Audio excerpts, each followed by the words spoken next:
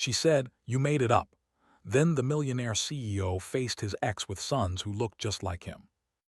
Roads glowed like rivers of fire. People moved like shadows, small and distant. From here, everything felt quiet, controlled, and far away, just the way he liked it. Ethan was known as a man who built empires with calm hands and a sharp mind. Newspapers called him a genius. Rivals called him ruthless. Employees called him distant but fair. To the world, he was a king in a modern suit, untouchable, powerful, alone. Very few people knew that no matter how high he climbed, sleep never came easily. That night, like many nights before, the dreams returned. Two boys stood in front of him, their faces hidden by shadow. Their voices echoed as if spoken through water. "Why didn't you believe her?" Ethan woke with a sharp breath. His heart raced. His room was dark, silent, perfect. There were no children, no voices, just another dream. "Not real," he whispered, rubbing his face. "It was never real." Years ago, a woman named Lena Hart had stood in front of him with shaking hands and tear-filled eyes. She had told him she was carrying his child. He had laughed, not cruelly, not loudly, but with disbelief so cold it broke something between them forever. She had begged him to listen. He had asked for proof. She had walked away without another word. Later, when his assistant mentioned that Lena had left the city, Ethan told himself the truth was simple. "She made it up," he said. "She wanted to trap me." And with that belief, he buried her memory under contracts, meetings, and success. But memories, like curses, do not die when ignored. Over the next weeks, strange things began to happen. Mirrors cracked without reason. His office lights flickered when his temper rose. Once during a board meeting, he heard soft laughter echo through the room, children's laughter. No one else heard it. Doctors said stress. Advisors said exhaustion. Ethan accepted neither. Power had always obeyed him. His mind was sharp, his body strong. Yet something unseen had entered his world, bending rules he did not control. Then came the letter. No return address. No name. Just 4 words written in careful ink. "You were wrong." Ethan stared at the paper for a long time. His chest tightened in a way he had not felt in years. That night the dream changed. This time the boys stepped into the light. They had his eyes. 2 days later, fate brought Lena back into his world. Ethan was attending a charity event. Glass walls, soft music, powerful people pretending kindness. He stood near the balcony, listening with half-interest when something shifted in the air. He felt it before he saw her. Lena stood near the entrance, wearing a simple dress. She looked older, stronger, and quieter than before. There was no fear in her posture, no need for approval. Beside her stood 2 boys. They were around 6 years old, identical, with dark hair and calm expressions. They held her hands, alert and observant. Ethan's breath stopped. The world seemed to narrow until only those 3 existed. Someone beside him spoke, but he did not hear the words. His eyes were locked on the boys.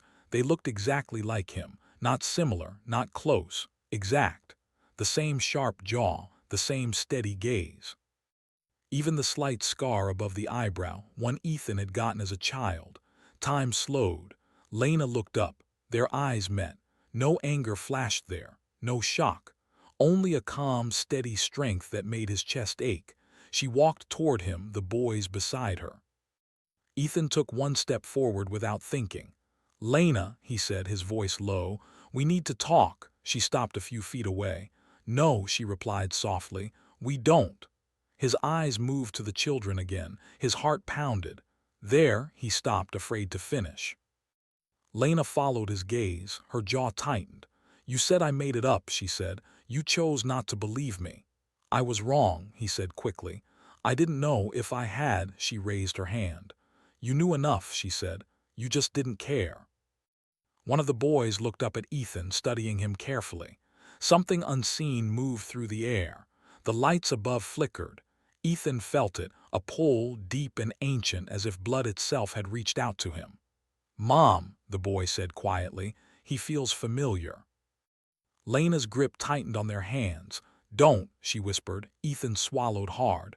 "What are their names?" he asked. She hesitated, then answered. "Lucas," she said, touching the first boy's shoulder.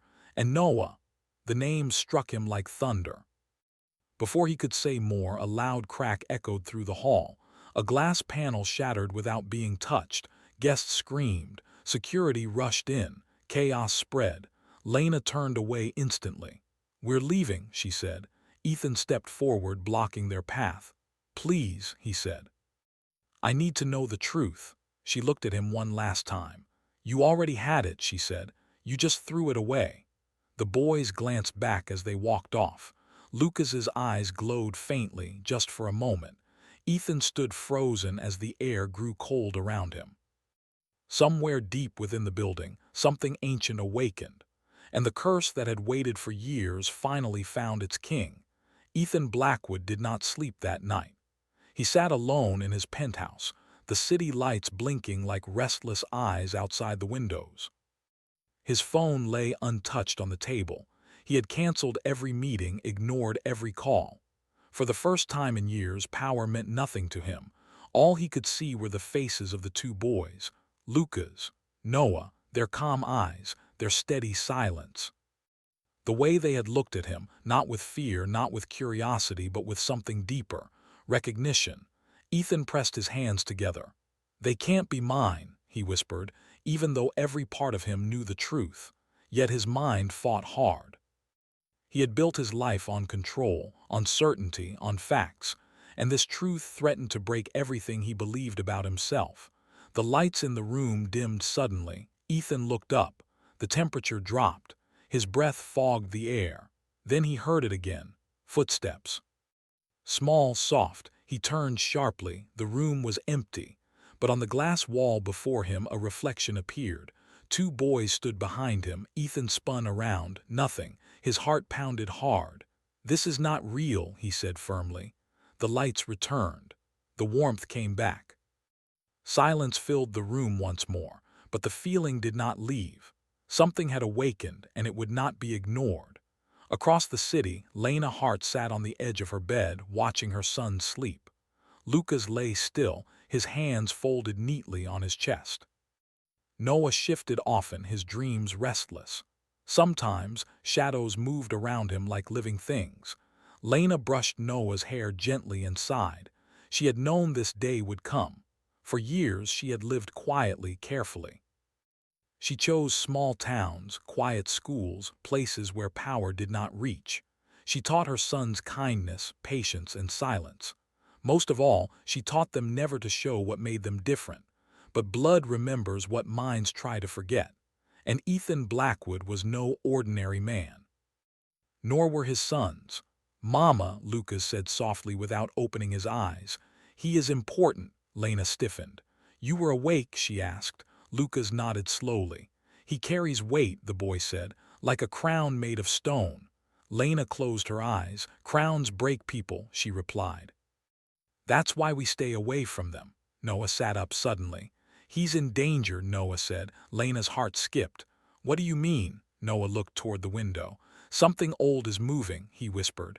"It smells like cold." Lena pulled both boys into her arms. She had hoped to protect them forever, but fate had already chosen otherwise. The next morning, Ethan did something no one expected. He went to Lena's home alone. No guards, no assistants, no driver, just a man facing the past he had denied. He stood outside the modest house, unsure how long he had been there.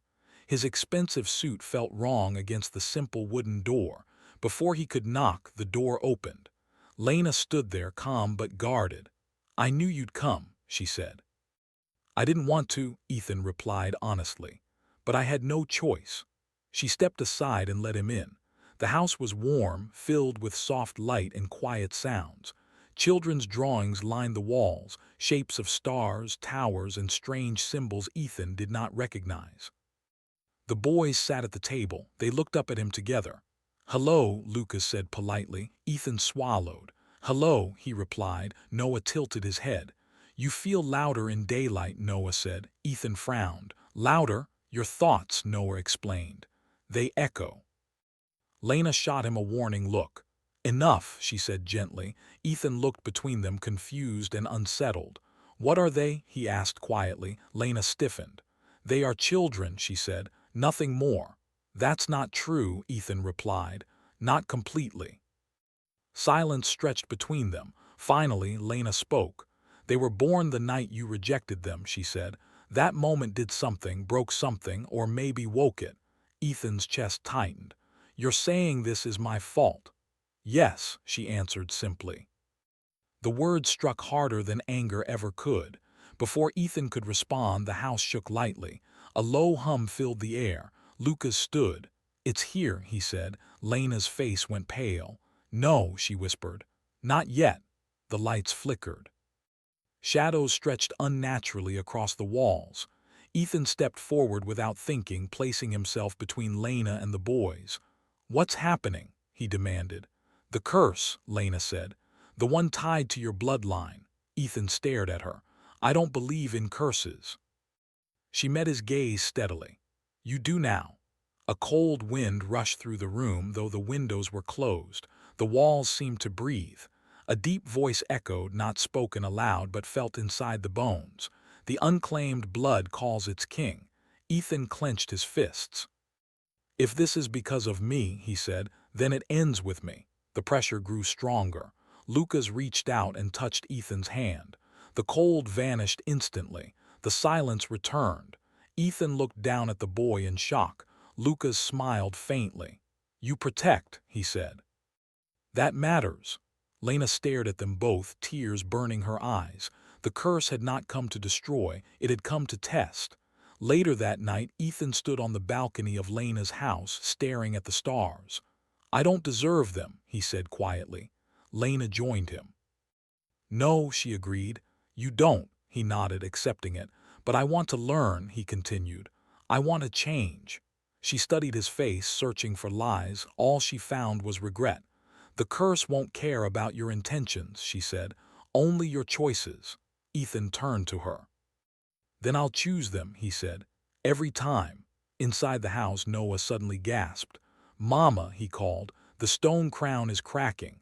Lena froze. Ethan felt it too, a shift, subtle but powerful. Something ancient had noticed his choice. And it was not finished watching him. The curse did not strike all at once. It moved slowly, like winter creeping across the land.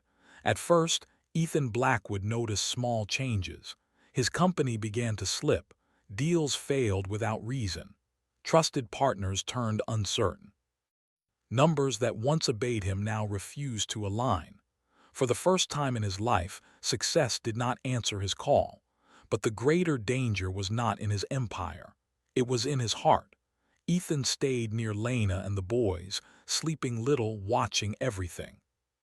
He learned their habits, their quiet ways, their careful silence. Lucas was thoughtful and still, always listening. Noah was restless, full of questions and sudden emotions that made the air shift around him. They were different. And Ethan knew now that denying them had shaped more than their past. It had shaped the curse itself. One evening, as rain tapped softly against the windows, Ethan watched the boys draw at the table. Their drawings were not normal. They sketched towers wrapped in light, broken crowns, and circles of fire that did not burn. What do these mean? Ethan asked carefully. Lucas looked up. They are memories, he said. Memories of what? Ethan asked. Lucas hesitated. Of before, he answered. Lena froze. There is no before, she said sharply. Lucas lowered his eyes. Not for you, he replied. The room grew quiet. That night the dreams returned to Ethan, but they were no longer dreams. He stood in a vast hall made of stone and shadow. Tall figures lined the walls, faceless and still. At the center stood a broken throne. A crown lay at his feet, cracked down the middle. A voice echoed, deep and old. A king who denies his blood denies his soul. Ethan stepped back. I was wrong, he said aloud. I admit it. The crown lifted into the air. Words are light, choices weight. Ethan woke with a sharp breath. Outside, thunder rolled across the sky. The next morning, the curse showed its true strength. News spread fast. Investors pulled out. Boards demanded answers. Media circled like birds of shadow. Ethan's name, once spoken with respect, now carried doubt. "Fight it," his advisors urged. "Use your power." But power had become the problem. Ethan stood in his office, staring at the city once more. The glass reflected a man he barely recognized, tired, uncertain, stripped of certainty. Lena's words echoed in his mind. "The curse won't care about your intentions, only your choices." He picked up his phone. "Prepare the transfer," he said calmly. "What?" his assistant replied. "Sir, are you sure?" "Yes," Ethan said. "All controlling shares, step-down announcements effective immediately." Silence followed, then panic, but Ethan ended the call. That evening the air around Lena's house shifted. The cold eased, the shadows loosened. Noah looked up suddenly. "He gave something away," he said. Lucas nodded. "The crown is lighter," he added. Lena stared at Ethan when he returned. "What did you do?" she asked. "I let go," he replied, "of everything I used to hide behind." She searched his face. "You don't know if that will be enough," she said. "I know," Ethan answered, "but it's a start." For the first time, Lena saw fear in his eyes, not fear of loss, but fear of failing them again. But sacrifice always invites opposition. That night something else arrived. The house grew silent, unnaturally so. Even the wind stopped. The lights dimmed until only moonlight remained. A figure appeared at the edge of the yard, tall, still, wrapped in shadow. Ethan stepped outside without thinking. "Stay back," Lena whispered, pulling the boys close. The figure spoke without moving its mouth. "You weaken the balance." Ethan felt pressure crush his chest, but he stood firm. "If this curse exists because of me," he said, "then I will carry it alone." The shadow laughed softly. "Blood is never alone." The ground trembled. Noah cried out, clutching his head. Lucas ran forward, placing his hands on the earth. "Stop," Lucas commanded. The shadow froze. Ethan stared in shock. The shadow's voice changed. "Air of balance, you are not ready." Lucas's face was pale but calm. "I am his," the boy said. "And he is learning." The shadow retreated slowly, dissolving into mist. Silence returned. Ethan dropped to his knees. "I'm sorry," he whispered. "I never meant for this." Lena knelt beside him. "Intentions matter now," she said quietly, "because you are no longer running." But danger still lingered. That night Lena finally told the truth. "Your bloodline once ruled more than companies," she said. "Long before cities, long before money. Your ancestors were guardians, keepers of balance between worlds." Ethan listened in disbelief. "And I broke that balance," he said. "Yes," Lena replied, "by denying what was meant to be protected." Ethan looked at his sons. "What will happen to them?" Lena hesitated. "If the curse completes," she said softly, "they will be pulled fully into the old world. Away from this one." Ethan's chest tightened. "No," he said firmly, "I won't allow that." Lena met his gaze. "Then you must fall completely," she said. "No crown, no throne, no power left to cling to." Ethan nodded. "I already have," he said, "and I would do it again." Days passed. Ethan lived simply. He cooked, he listened, he learned patience. For the first time in his life he was not needed for what he owned, but for who he chose to be. The boys began to change. Lucas grew stronger, more grounded. Noah became calmer, his emotions steadier. The strange shadows faded. Hope returned carefully, but the ancient force was not finished. One night, as stars burned bright above them, Lucas spoke quietly. "It is calling again," he said. Ethan felt it too, a pull deep in his bones. "Where?" Lena asked. Lucas pointed toward the horizon. "The broken throne," he said. "It wants its answer." Ethan stood. "Then it will hear mine," he said. Lena grabbed his arm. "If you go," she warned, "you may not come back." Ethan looked at her, then at his sons. "If I don't," he said, "they will pay the price." The ground beneath them began to glow faintly, forming an ancient symbol. The path was opening. Ethan stepped forward. As the light rose around him, the boys reached out. "Father," Noah said softly. The word struck deeper than any curse. Ethan smiled through tears. "I'm here," he said, "always." The light swallowed him whole. Ethan Blackwood stepped into the light. It was not sunlight nor moonlight. It was a strange glow that came from nowhere and everywhere at once. The world around him shifted, becoming vast and endless. Towers of stone stretched high above, disappearing into mist. Shadows moved like living rivers. The broken throne waited at the center, cracked and jagged, yet pulsing with quiet power. He felt the weight of generations pressing on him, the mistakes of his ancestors, the burdens of a bloodline he had never understood, and the echoes of the curse that had followed him for years. A voice, old and deep, filled the air. "King of denial, your choice has brought you here. Will you claim or break what was denied?" Ethan's chest tightened, but he stepped forward. His heart was not steady. He was not the ruler who controlled everything. He was simply a man who had learned too late what he had lost. "I claim them," he said firmly.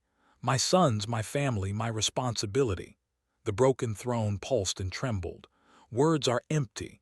Only devotion is measured. He looked down. At his feet the air shimmered, forming faint outlines of two small figures, Lucas and Noah. "Father," Lucas cried. "You came." Noah's small hands reached for him. Ethan bent down and took them both in his arms. They clung tightly, and for the first time Ethan felt the weight of love, not power, not gold, not title, but real, living love. The throne groaned. Ethan released the boys and stood tall. "I will protect them," he said, "even if it costs me everything." A wind rose from the ground, swirling around him. Shadows twisted. The broken throne began to repair itself slowly, cracks closing, light returning to the wood and stone. The ancient voice spoke again. "True claim is not possession, it is sacrifice. You have chosen rightly." Ethan felt warmth fill him. The burden lifted slightly. He looked at Lucas and Noah. They smiled, glowing faintly in the mystical light. Their power, once wild and dangerous, was tempered by his devotion. And then he saw her. Lena stepped forward, her hands glowing faintly with protective energy. She had followed him into this realm, not as a ruler, but as a guardian. Her eyes were steady, full of the strength Ethan had long admired. "You came," she whispered. "I promised," he replied. "I will not lose them again." They walked together toward the restored throne, shadows scattered before them. The air felt lighter, as if a heavy storm had passed. Lena touched Ethan's arm. "The curse is broken," she said softly. "But not because you were strong, because you chose love over pride." Ethan nodded. "I was blind, but I see now. I will protect them always." The throne pulsed once more, a gentle warmth spreading across the realm. The boys stepped forward. "Father," Lucas said, "we are ready." "Noah," Ethan said, kneeling to meet him, "you are mine, always." The boys smiled and took his hands. Together they formed a circle of light, a bond of blood and heart, stronger than any curse. The ancient voice spoke one last time. "Balance is restored. Love has claimed what denial could not." Ethan closed his eyes, feeling the weight of the past lift from him. For years he had ruled with control, with power, with fear of losing. Now he ruled with nothing but care, devotion, and presence. And it was enough. Time passed. Slowly the realm faded, dissolving into ordinary night.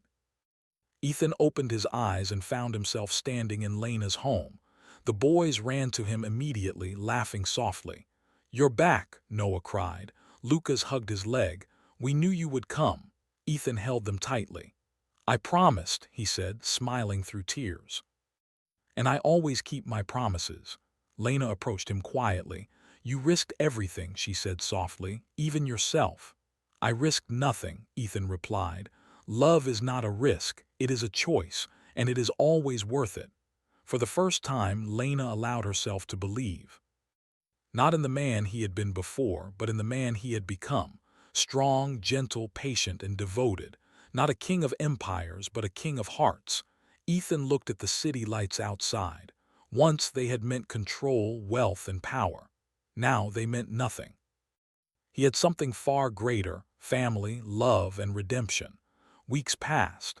Ethan resigned completely from his empire, handing control to trusted partners.